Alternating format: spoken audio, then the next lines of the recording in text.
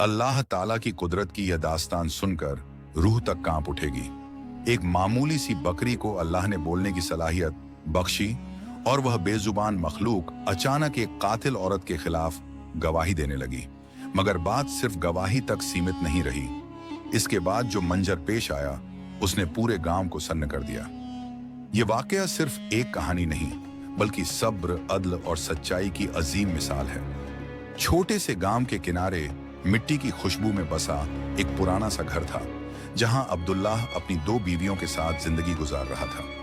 पहली बीवी शानिया, जो बरसों से उसके साथ थी, औलाद से महरूम थी। वह मुस्कुराने की कोशिश करती, लेकिन उसका दिल अंदर से वीरान होता जा रहा था। अब्दुल्लाह की मां पोते की आरजू में तड़प रही थी और आखिरकार बेटे की दूसरी शादी करवा दी। यह शादी किसी अमीर घराने से नहीं बल्कि एक यतीम और मासूम लड़की अलीना से हुई। अलीना के पास दहेज में बस एक वफादार बकरी थी, नूरी। अलीना सिर्फ 18 साल की थी। मासूम चेहरे पर नूर छलकता था, लेकिन घर में कदम रखते ही शानिया ने उसे कभी दिल से कबूल नहीं किया। हर रोज तानों, काम में तंग करने और तल्ख अल्फाजों से उसका दिल दुखाती रही। अलीना सब चुपचाप सहती और टूटने पर अपनी बकरी को गले लगाकर रो लेती। कुछ महीनों बाद अलीना को उम्मीद की खुशखबरी मिली। अब्दुल्लाह की खुशी का ठिकाना न रहा।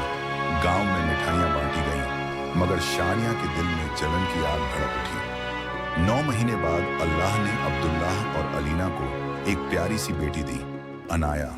घर रोशन हो गया, लेकिन शानिया की नफरत और गहरी हो गई।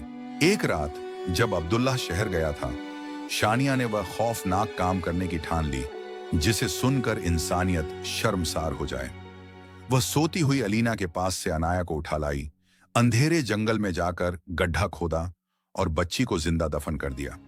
मगर उसे पता नहीं था कि नूरी बकरी उसके पीछे पीछे जंगल तक गई थी और यह सब देख लिया था। सुबह अलीना ने अपनी बेटी को गायब पाया और उसकी चीखें पूरे घर में गूंजने लगीं। शानिया झूठे आंसू बहाकर सहानुभूति जताती रही। गांव वाले खोज में निकले, मगर अनाया का कोई सुराग नहीं मिला। दिन हफ्तों में बदल गए। अलीना अपनी बकरी से अपने दर्द का हाल कहती और नूरी सब सुनती।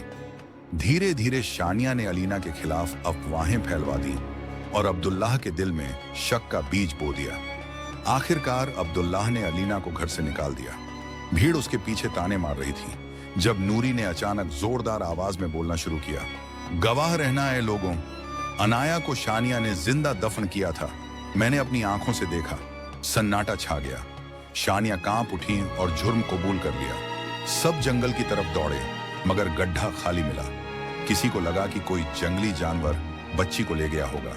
दिन बीत गए। फिर एक दिन गांव में एक अल्लाह वाले बुजुर्ग आए। उन्होंने कहा, तुम्हारी बेटी इसी जंगल में अल्लाह की अमान में है, मगर वह तुम्हें 10 साल बाद मिलेगी, जब वह 12 साल की होगी।